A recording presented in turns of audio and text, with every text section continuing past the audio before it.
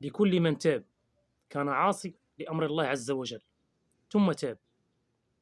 نصيحتي: ما تدخلش بواحد القوة في الدين،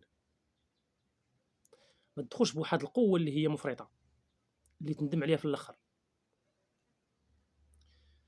ما تنساش كما تيقول واحد المثال، كما كنقولوا حنا في المغرب واحد المثال تيقول لك الجهد كيهرس المحرات.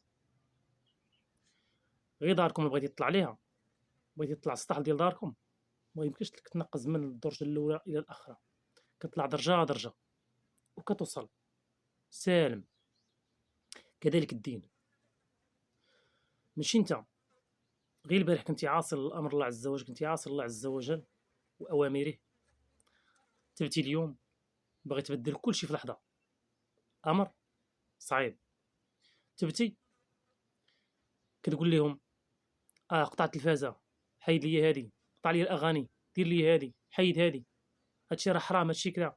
اي خويا، حنا عارفين هادشي حرام، واي واحد اللي يجي يسولي واخا هو عاصي الله عز وجل يقول لك راه هادشي راه حرام، ولكن الله يهدينا ياك، عارفين هادشي حرام. لكن ما تبداش بواحد القوه اللي ما غتكملش في الاخر بها.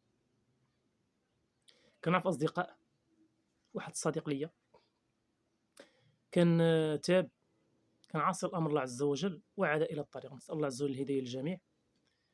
لكن المشكل وهو انه دخل بواحد القوه الصلاه، وتيقول لك انا نقرا، نحاول ان نقرا سوره في النهار، نقرا مثلا البقره كامله، نقرا مثلا ال عمران، نقرا الى غادي، فهمتي.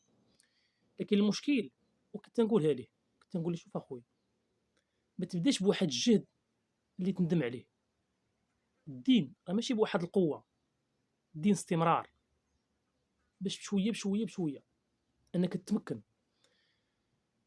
المشكل انك ملي كدوز على اسبوع او هذه كتلقى قطع الصلاه ورجع لديك الامر اللي هو كان فيه في الاول. ملي كتسولت ما قديتش، هذه مشكله. لهذه نصيحتي: ما تبداش بواحد القوه مفرطه، غير دقه دقه، سير غير درجه درجه، وغادي توصل بامر الله عز وجل لديك الشيء اللي انت باغي، الوسيله اللي انت باغيها. ديك الغايه اللي كتطمح ليها غتلحق ليها بامر الله عز وجل. لكن ما تحرقش المراحل، ما تحرقش المراحل.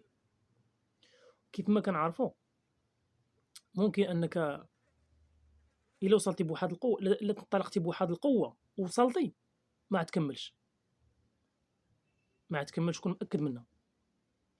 لكن الا بديتي بشويه بشويه غادي توصل، وغتوصل صحيح. كما تنقولوا شنو كيطلع، شنو هو ملي كتبغي تبني واحد الدار ولا هذه، شنو اهم حاجه؟ هو الساس. الساس كتمكن منه بشويه بشويه، تتمكن وديك الساعه كتنطلق.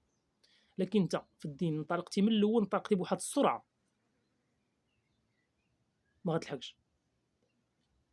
نسال الله عز وجل الهدايه للجميع. نصيحتي: اي دقه دقه، اي بشويه حتى غتوصل. السلام عليكم ورحمه الله وبركاته.